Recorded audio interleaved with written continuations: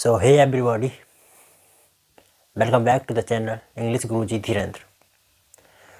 आज के इस वीडियो में हम लोग देखेंगे क्लास 10th इंग्लिश पोइट्री का first lesson dust of snow. इसको समझेंगे, इसकी rhyming scheme and poetic device, figure of speech जो होते हैं वो इसमें हम लोग देखेंगे। ठीक है, तो देखते हैं। पोइम का नाम है डस्ट ऑफ स्नो, जिसको लिखा है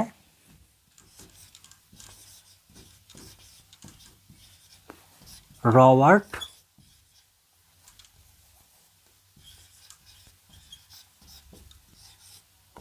फ्रॉस्ट ने। इस पोइम में पहले मैं पढ़ा देता हूं आपको। The way a crow shook down on me the dust of snow from a hemlock tree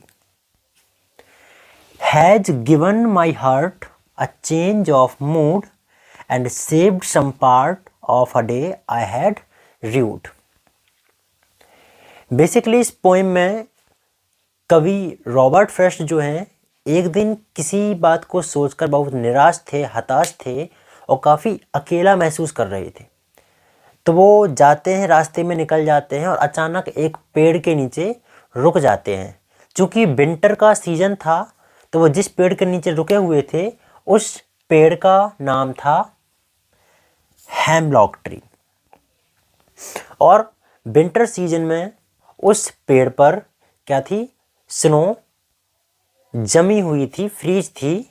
और उसी पेड़ पर एक क्रो था जो बैठा हुआ था ऑलरेडी।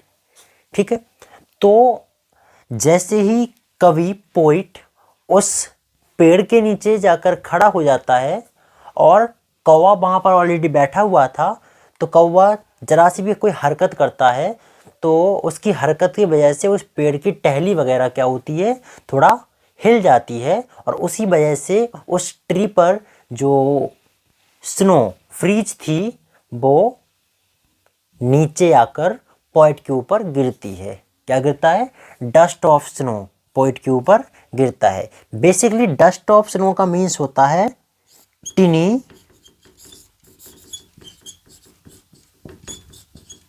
पार्टिकल्स ऑफ स्नो, यानी कि स्नो के, बर्फ के छोटे छोटे से, बिल्कुल छोटे छोटे से पार्टिकल्स, कण। क्लियर? तो कभी यही बता रहा है कि जैसे ही उस कौवे ने मेरे ऊपर बर्फ को, dust of snow, टिनी particles of snow को नीचे गिराया, वैसे ही क्या हुआ, मैं उस दिन किसी बात को लेकर निराश था, काफ़ी अकेला महसूस कर रहा था। तो जैसे ही वो स्नोफॉल मेरे ऊपर हुई तो मेरा जो मूड सैड था, किसी बात से अपसेट था, मैं हैप्पी हो गया, मेरा मूड खुश हो गया। ठीक है। And saved some part of a day I had rued. और जो मेरा बचा कुचा दिन था, क्योंकि मैंने पहले ही अपना आधा दिन बर्बाद कर दिया था निराश होकर, अब मेरा जो बचा कुचा दिन है मैं उसको ईजिली और इन्जॉय कर सकता हूँ, क्योंकि अब मेरा मूड क्या हो गया है? हैप्पी हो गया है। राइटर यहाँ पे ये बात कहने की कोशिश कर रहा है। राइट। तो बेसिकली जो पोइट रॉबर्ट फ्रॉस्ट हैं वो आपको ये बताना चाह रहे हैं कि जीवन में कैसी भी परिस्थिति आ जाए उसको एक्सेप्ट करो, उससे भागो मत। क्यों? क्योंकि क्रो एक नेगेटिव एनर्जी को बताता है एंड हेमलॉक भी ट्री जो है वो एक पॉइजनस ट्री है जो एक नेगेटिव एनर्जी को बताता है। राइट। बट इन दोनों, जो ये क्रो क्या है? नेगेटिव है, एंड हेमलॉक ट्री भी क्या है? नेगेटिव एनर्जी को बता रहा है। इन दोनों ने नेगेटिव होते हुए भी पॉइंट के मूड को क्या कर दिया? हैप्पी कर दिया। राइट।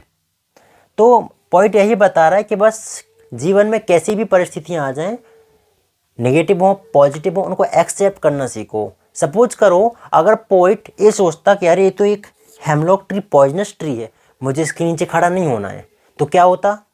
उसका जो मूड सैड था वो सैड ही रहता, हैप्पी नहीं हो पाता।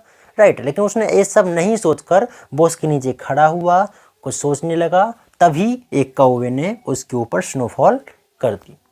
राइट। तो बस यही इस पोएम का मीन्स है जिसको लिखा है रॉबर्ट फ्रॉस्ट ने। अब हम लोग देखेंगे इसमें राइमिंग स्कीम क्या है।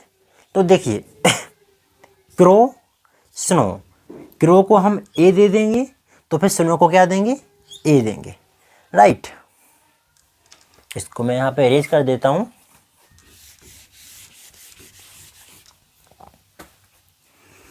क्रो को ए दे दिया तो स्नो को भी क्या देंगे, ए देंगे। अब मी ट्री, मी ट्री, ए भी राइमिंग वर्ड है तो इसको हम बी दिया तो हम इसको भी क्या दे देंगे, बी दे देंगे। तो फर्स्ट स्टैंजा की राइमिंग स्कीम क्या हो जाएगी, A B, right. Next last stanza जो हमारा है सेकंड, हार्ट पार्ट, इसको हम देंगे सी तो इसको भी क्या दे देंगे, सी दे देंगे, राइट।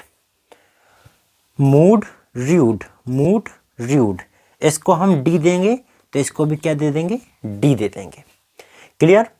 तो सेकंड स्टैंजा की राइमिंग स्कीम हो जाएगी C D.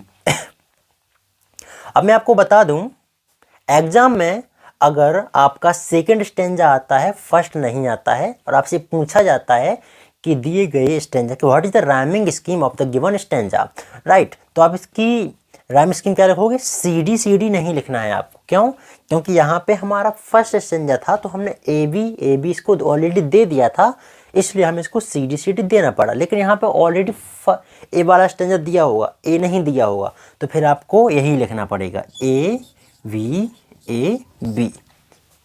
Clear, okay. Next आता है इसमें figure of speech, poetic device क्या है इसमें, ठीक है। तो देखिए बेसिकली मैं आपको बता दूं कि मैं इस चैनल पे एक फिगर ऑफ स्पीच की एक सेपरेट वीडियो लेके आऊँगा जल्द से जल्द, ठीक है, जिसमें आपको सारे फिगर ऑफ स्पीच बताए जाएंगे कि आप फिगर ऑफ स्पीच कैसे पता कर सकते हैं किसी भी पोइम में, राइट। बट अभी के लिए थोड़ा देख लीजिए, मैं आपको यहाँ पे समझा देता हूँ।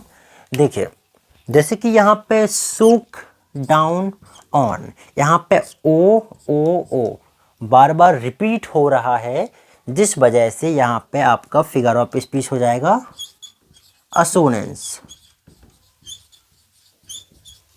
असोनेंस है क्या, असोनेंस एक ऐसा फिगर ऑफ स्पीच है जब किसी लाइन में बार बार किसी बॉबल की बार बार कोई बॉबल आ रहा हो, रिपीट हो रहा हो, तब वहाँ पे असोनेंस होता है, राइट।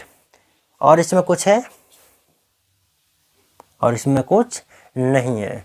नेक्स्ट इसमें देखते हैं, has given my heart a change of mood and saved some, यहाँ पे एस है, यहाँ पे एस है, राइट, एस, तो यहाँ पे हो जाएगा आपका एलिट्रेशन।